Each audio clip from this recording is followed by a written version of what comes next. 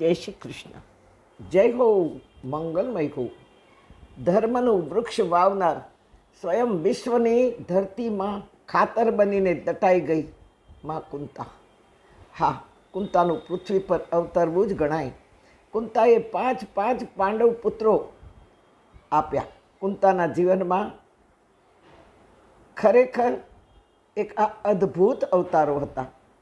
કુંતાના જીવનમાં જે ખાતર હતું એ ધર્મનું. દાણો વવાયો. 5 પ્રચંડ ડાળીઓ જેવા વૃક્ષને વળગીને ઉગ્યા 5 પાંડવો.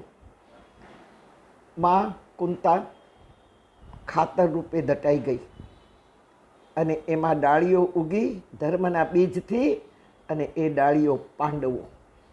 પાંદડે પાંદડે ગીતાના શબ્દ બ્રહ્મ ગુંજ્યા, જેમાં જ્ઞાન ભક્તિ કર્મના જલથી સાક્ષાત યોગેશ્વર કૃષ્ણે આ વૃક્ષને સિંચ્યો.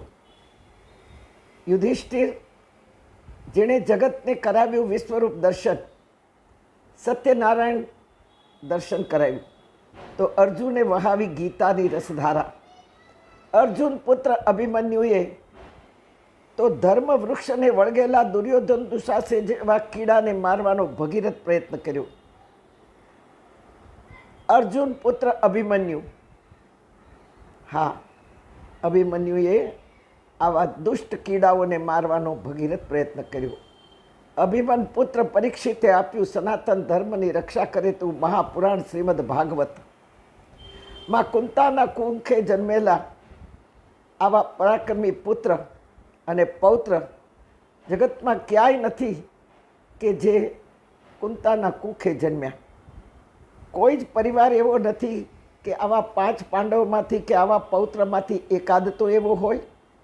આજે જ્યાં જ્યાં સત્યનારાયણની કથા થાય છે તેનું પહેલું ફળ યુધિષ્ઠિરને મળે છે. શ્રીમદ ભાગવતનું ફળ આ કુળ છે.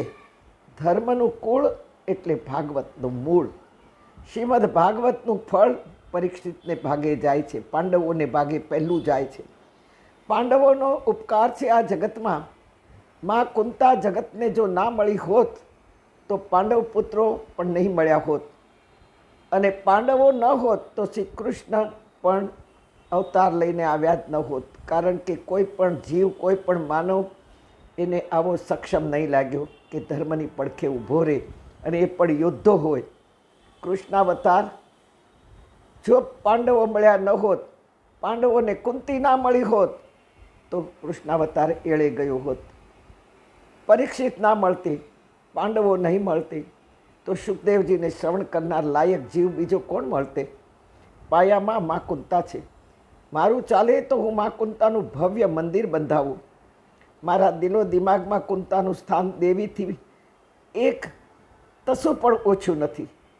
દેવીઓ શૃંગાર, ભોગ, આરતી, મંદિરોમાં એમનું સ્થાન, પૂજા અર્ચના, ઘર ઘરમાં એમના મંદિરો, અભિષેકો થાય, પણ મારી કુંતાને કોઈ જ યાદ નથી કરતું.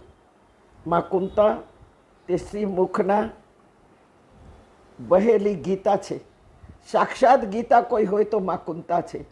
કારણ કે કુંતા ન હોત તો પાંડવો ના હોત. પાંડવો ના હોત તો ભગવાન શ્રી કૃષ્ણ ગીતા કોને શ્રવણ કરાવતે?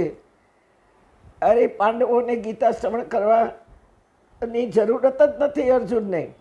આપણે એકબીજા 2 દિવસ સાથે રહીએ તો પણ આપણને ખબર પડી જાય કે મને ચા કેવી ભાવે છે અને તમને રસોઈ કેવી ભાવે છે. તો અર્જુન તો શ્રી કૃષ્ણના મુખ પાસે એના શ્વાસોશ્વાસ કૃષ્ણના અર્જુન સુધી પહોંચી રહ્યા હોય.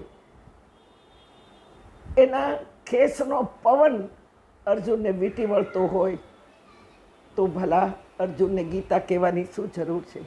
પણ કહેવત છે કે સંભળાવે દીકરીને અને કહે દીકરીને અને સંભળાવે વહુને. તેવું છે ગીતા કહી ભગવાને ભલે અર્જુનને, પણ અર્જુન દ્વારા મને, તમને, તમામ માનવોને સંભળાવી છે. હા, 5 યુવાન દીકરાઓને કૃષ્ણ અર્પણ કરી દીધા. તે તારા વૃદ્ધાવસ્થાની પણ ચિંતા ન કરી માં કુંતા.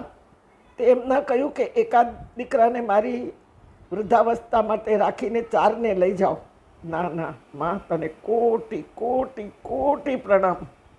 કુંતાને કોટી પ્રણામ કે જેણે વૃદ્ધાવસ્થાનો પણ વિચાર ન કર્યો.